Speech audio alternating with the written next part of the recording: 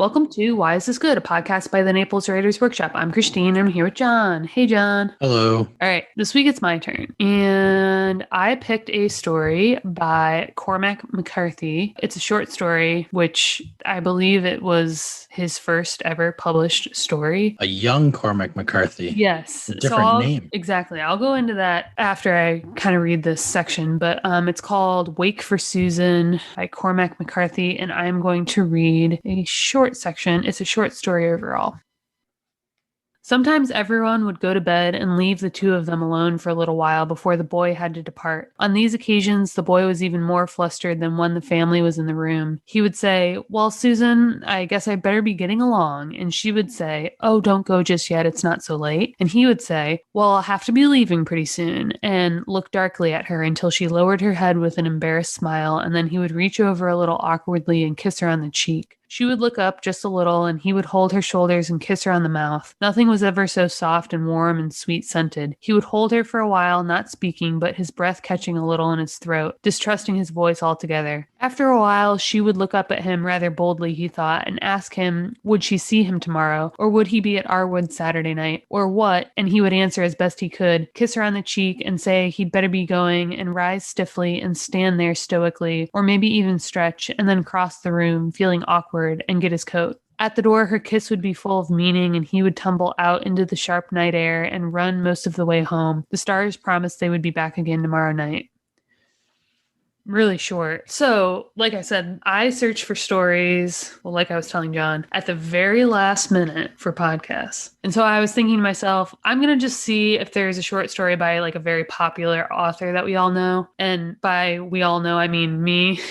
And that's a much smaller pool. So I've read The Road by Cormac McCarthy. I talk about it all the time because I think it's like, post-apocalyptic and dark and moody and great. So when I came across this, I think I was searching by Cormac McCarthy short stories at that point, and there were these like relatively recent posts about how someone on Reddit had unearthed this first published assignment from him. So this is supposedly his first published piece, and it was published in 1959 in something called The Phoenix. And like John pointed out, it's by C.J. McCarthy Jr. So before he's got his little pen name situated. But what was so funny about this was I like Cormac McCarthy for the reasons that I just briefly outlined, right? And I felt like there was a lot of similarities in terms of those two stories. Like he's creating a setting. It's a singular character. The story exists in his head. There's not a lot of physical plot, but the world comes to life. And I enjoyed the language. It was simple and easy to understand, yet still beautiful. And the comments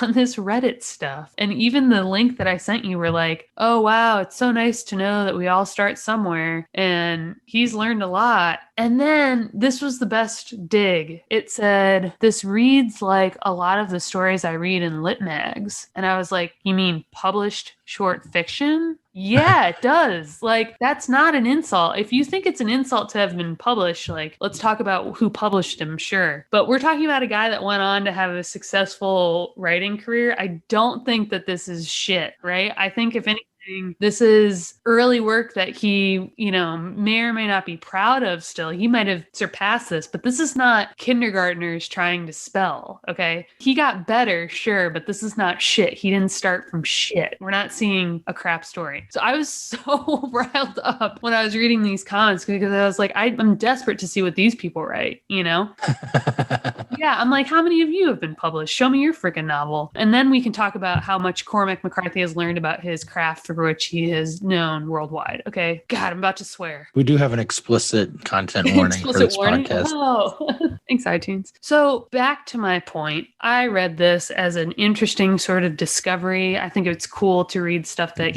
was written by an author that like a long time ago. And of course, you're going to do some comparison. But on its face, I also really enjoyed this. I don't know that I'll think about this story forever. It's very simple. It's very short. It's about a boy who's like traipsing on his way home on a Saturday morning in mid-October and describing the world around him when he stumbles upon a cemetery and he looks down at a tombstone and sees that the girl that he's looking at, Susan, died when she was something like 17. So he immediately goes into this daydream, which is such a normal thing for a teenage boy alone in the woods or a 30-something at her desk at work. and starts imagining this life that Susan had. And there's a line that says that the boy he imagines opposite her is strikingly like him. So he's imagining himself in this scenario throughout. Like, I wonder what kind of a girl she was and the time in which she was alive, which, like I said, this was published in the 50s, but he's talking about how she passed away like in 1834. So he's thinking to himself at that time, that's a year he can picture, right? He says this isn't 1215 or 1066. Like, this is recent memory. I can recall the details of that time and place. And so I can put myself in it and imagine like what it would have been like to court a girl then, right? And so that's what this whole story ends up being, is him imagining courting Susan, who's dead. And then at the end of this imagination, this little daydream, he comes back to reality and he's still looking at her tombstone and he's like, God, you know, this poor girl, she was never loved the way I'm imagining her having been loved. Or maybe she was, and that's great too, but he's lamenting a stranger that's died. I think that is, no matter how expertly you wrote this story, a most noble takeaway for an early writer to impart on his readers. So I thought, even if by the end, when he's hugging the tombstone and crying, that was dramatic and kind of weird, whatever, what he's communicating is like so deep and human. It's the same experience I get every time I read a New York Times obituary for a famous person that I've never met or never heard of, or a less than famous person, but, you know, invented blah, blah, blah. And I read these obits and they're so well done that this person comes to life, but only in death am I appreciating who they were, right? I feel like I experience this thought all the time. And we think about, you know, people dying young, what our legacies will be when we die. He's, I think, grappling with a very big theme in writing. And the way he does it so innocently, like we happen upon this theme the way he happens upon the tombstone. We don't know what we're about to read. And then all of a sudden, that's what we're reading. I thought he was going to go shoot some squirrels and that I was going to read something like White Fang in the Woods. But yeah, I mean, this is not that. So I was surprised by it. It felt real to me. This boy, this innocent daydream of his felt authentic in a lot of ways, you know, that he would imagine something like this so vividly and then kind of continue on his way. It says, later, Wes arose from the spot, drained and empty. He picked up his rifle and started for home. And then it like kind of briefly describes the setting again. And I even like the last sentence. It says, he smiled and walked home, towering even among the lean trees. Like, that's the kind of sentence and like taste in your mouth that this story leaves. And, you know, I would just challenge these jerks on Reddit to impact me the way Cormac McCarthy at age whatever did. Because I thought this was good. Yeah, this story is eminently human. And what you mentioned with that sentiment of 1834 was a year one could remember. Not like 1215 or 1066, but a real year. I love that. That's such an interesting idea around which to like kind of base this daydream. A lot of good stuff in here, and it's very, very human. You know, just like you said, it creates an experience that you work a long time to figure out how to make that kind of experience for your reader. Yeah.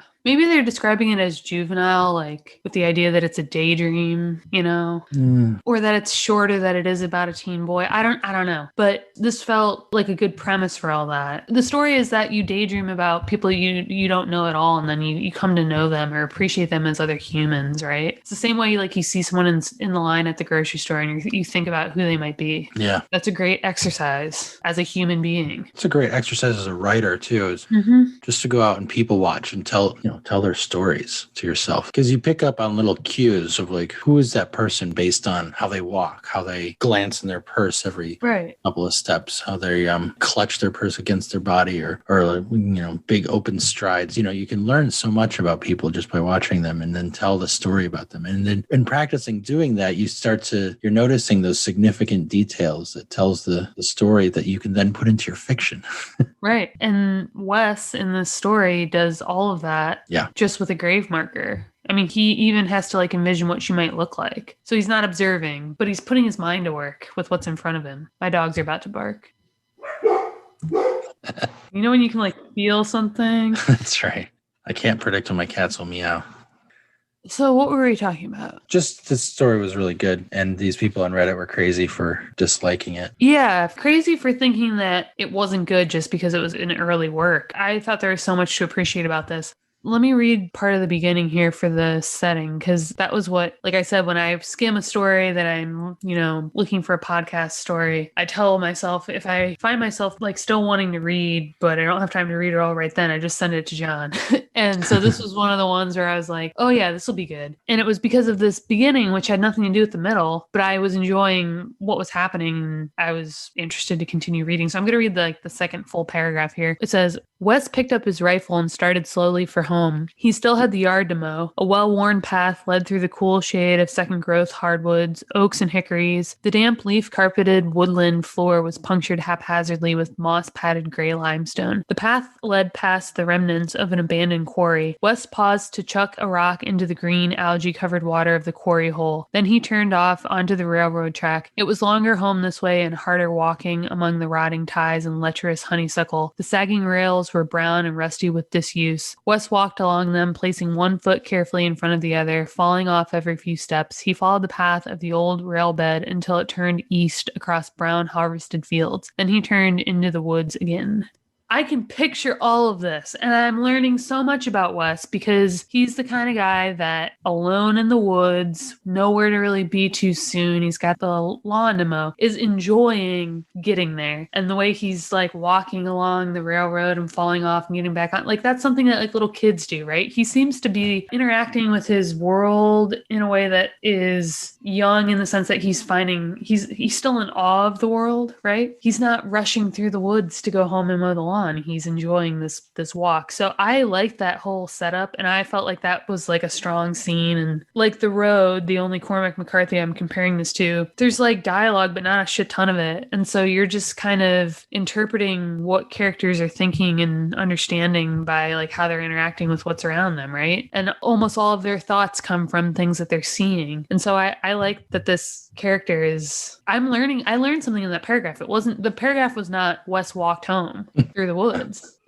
There's a lot more going on. Plus, I just love some of these words. And we talked in the last podcast about, writing things that and Cormac McCarthy knows the woods. Yeah, that's obvious. Yeah, and it sounds like something that we would all tell ourselves we could describe, but have we done what he's doing here, which is chuck a rock into the quarry and walk along the rotting rail ties? Yeah, this story evoked a lot of memories of me. I remember one time my cousin and I decided to follow the barbed wire that tracked the edge of my grandparents' property through the woods in Wisconsin. And that was an adventure, but I was like just reading this, back out there in the woods with him. Right. And finding like old stuff like that shot pellet that he found, or I forget exactly what it was. Flattened hog rifle ball. Yeah. The woods out where what I'm talking about had like logging camps in them, and you could find like trash mounds and pull out old 19th century doodads from them. I think my mom found like a teacup and like a little saucer. A saucer, that's the word. Yeah. Saucer and cup in one of those. Yeah. And he grabs that, he calls it a relic, and he puts it through in his pocket. He takes it home. Yeah. Like he's not picking this stuff up and like discarding it, right? He's like enjoying, I don't know. There's something about his whole demeanor that made it so obvious that he was still a young kid. Mm-hmm. Like the weight of the world hasn't lost its charm yet. I liked it that way. So this is also kind of similar to the story that we last talked about. There's this format, which that last story was a phone call, a backstory phone call. And this is walking through the woods, long daydream, back to walking in the woods. And I don't usually enjoy those formats. I just like a straightforward story that just like gets to it. But for the point of this story, the whole premise is that something you see in the course of your daily life can trigger this kind of thought, right? You can dive deep into this, and that's why I liked it. We have these thoughts all the time, and here is one fully realized that has a more significant meaning at the end than some of our own daydreams, right? We don't always come to these like profound conclusions when we're fantasizing about the person in front of us in line at the grocery store. That's what fiction lets us do. Yeah, and as we talked about in several other episodes, it builds empathy. Yeah, trying to understand other human beings and what their experiences might be. Right, and like what a great premise for a story to talk about something that we all do every day, which is daydream about people we know nothing about.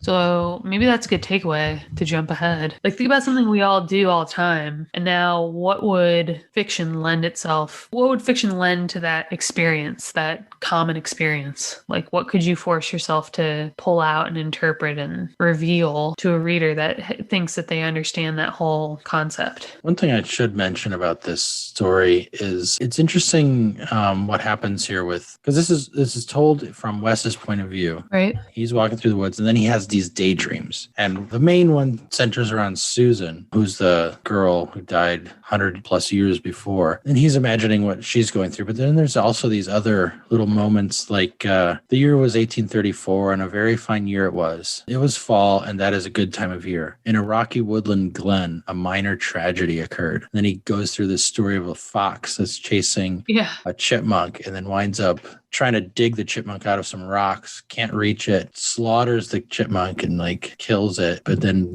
can't eat it. So just wanders off again. And that just thrown in there. And then there's this other part when when he's imagining Susan's lover walking home, and he's walking, he ambled home emptily beneath wind-tortured trees that spoke in behalf of the silent stars. So now there's a paragraph that's from the point of view of the trees talking to him, walking beneath them, and they're talking on behalf of the stars. You walk here as so many others have walked. The ancient oaks have seen them. The life sap courses through these twisted limbs. It's very interesting, just the different points of view that he kind of leaps to in his daydreams, kind of imagining things from these various perspectives. Right. Maybe that's what these Reddit people are talking about. Like, maybe they view that as like trying too hard or something. But for me, it all felt authentic for who this boy is. Like, that he would spend so much time talking about this fox and the chipmunk. Yeah. I'm sure there's a literary critic out there that would say that scene, is some kind of a metaphor. Yeah, you could probably tie it to something if we something wanted within to. The story, yeah. That you would damage something you can't enjoy. Like, I don't know. This is what my dog does when she tries to get lizards and they're trapped behind the lanai. She just paws them until they die, and it's horrific. But yeah, I forgot about that little scene until you mentioned it, because it's not at face value important to the overall context, but I think it lends itself to this whole like dream state that we're in. Yeah, it's a lazy afternoon or morning. I don't know what time of day it is. Yeah. And right, to your point, so there's these kind of side things, but his daydream of Susan is not, let me imagine kissing Susan on my way out the door. His daydream is like, over the course of many days and nights. Like, he spends a lot of time thinking about her. And I don't know, I really like that too. I didn't think that that's what this story was going to be, that we were going to spend that much time back then imagining something that, didn't really happen. So it felt real that way. Yeah. Like, he did work with this. It wasn't, I walked through the woods, I saw a tombstone, I imagined what it would have been like to kiss her, a chaste woman of the 1800s. I walked home. There's a lot more going on. Come on. I wept at her gravesite. Yeah, right. Sorry. I wept at her gravesite. I walked home. Yeah, so I'm going to read this paragraph, even though I hate like the spoiler endings, but you guys should be reading the stories in advance. Anyway, Dad. It says, a sea of love and pity welled up in Wes. Great tears pushed one another down his cheek. He threw his arms around the unyielding stone and wept for lost Susan, for all the lost Susans, for all the people so beautiful, so pathetic, so lost and wasted and ungrieved. I love that. It's funny, I was about to read that same paragraph. Yeah, it's the good stuff. Yeah. I did kind of read that and think like, oh, it's kind of corny that he's like crying and hugging it. But what he's thinking about when he feels this emotion is the exact thing that I started out talking about, is all the ungrieved people, and we don't know that. Susan's family might have grieved her the rest of their lives. There might have been like this massive funeral for her. You don't know. But he's thinking about humanity, right? He's thinking about people in general. And oh, yeah. The previous paragraph, he says, how had she died? The mute stone left no testimony. There were so many ways. He's kind of grieving for all death and all passing, out of the world. So I really liked it. Is there anything else you want to say before we talk about our takeaways, or are you ready for a takeaway? I'm ready for takeaways. All right. Well, I kind of touched on mine, which is like, if not a daydream, think of a common daily experience and spend more time on it so that you can do something for your reader that they're not expecting. Maybe that's like your drive home. Maybe that's like being the first one in your office and like starting the coffee pot, whatever it is. Like, see if there's a way to to describe that for us or to connect it to something. Or if you want to daydream as you're doing these things, fine. But like, what are you thinking about in your daily life? You're not thinking about making the coffee, right? Your hands are doing that. But what's going on in your head during all of these things? Like Wes is walking home, but he's got 30 things going on in his head, which we know that about other people, right? We know that when we sit on the couch and watch TV with our partner, that they're thinking about the show and 10 other things, but like we can't hope to know what those things are. So this is like such a great private entrance into a character's mind. Yeah, that's interesting. Because a lot of times,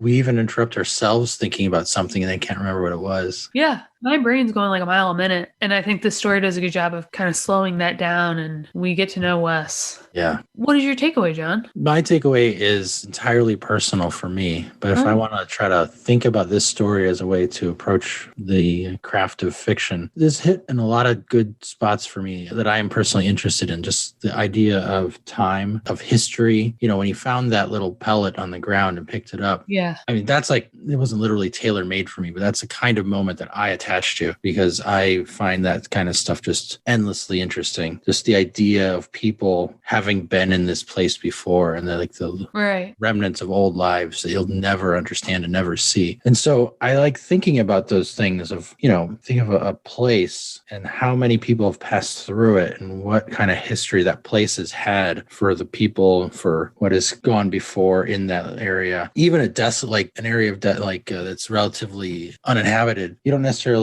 have to have like a continuously inhabited place like a city or something. Right. Think back, like a hunter passed through here. Yeah. Centuries before that, a Native American or something, if it's in America, could have passed through that area. So my takeaway is just to think about those things and how to bring them into the present moment of the story. I know that this is a specific story that does that through the daydream. Right. But I think about like Faulkner's work and how he weaves the history of places into the telling of stories. Right. There's endless ways to take that, but that's my takeaway is just thinking about history. Yeah, it doesn't have to be like a physical artifact that like surprises you, right? It could be like the building that you're in and who designed it 100 years ago or whatever. But yeah, you're right. And it does something similar to not just that artifact, but like a cemetery overall does that, right? So that's like this is an easy way to do it, right? Because he doesn't go into the reverie when he picks up the whatever. Mm-hmm. He goes into the reverie at the tombstone, which is like, he admits like discovering that artifact maybe prompted him to take the long way through it. But he recognizes this place as a place where he's going to think about that kind of stuff. So you can do it intentionally too, right? Yeah, absolutely. Yeah, you can put your character in a place that has that significance and talk about that significance as a point of the story. I'm sure we have examples of stories that have done that in the podcast. Even if it's like the one that Rob picked where they're looking at the art. Oh, the DeLillo piece? Yeah.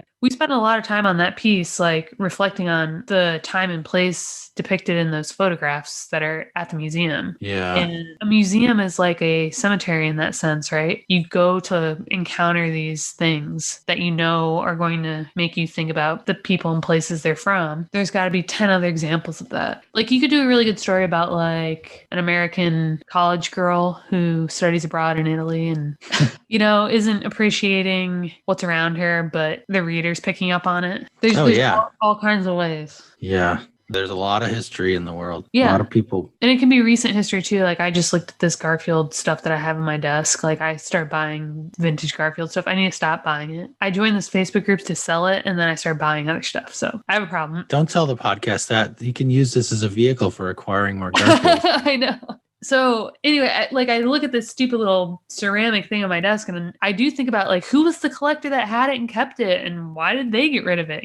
This whole Facebook group like blows my mind, but it can be a more recent thing like that, because he talks about how 1860 whatever is recent enough for him, but it could be 10 years ago and you could be thinking about the person that had your desk at work. Yeah, I think that's great. That it does seem specific because it's something that you're interested in, but that seems like a good prompt as well, right? Yeah, I mean, it's personal for me, but it's also other people can think about that. Yeah, it's concrete. It's a concrete thing you can go out and execute. Yeah. Cool. All right. Thanks, guys. If you enjoyed this episode, consider subscribing to our monthly newsletter at our website, napleswritersworkshop.com. And for daily writing tips, industry news, and great short fiction, join our Facebook group at facebook.com/groups/Naples Writers Workshop.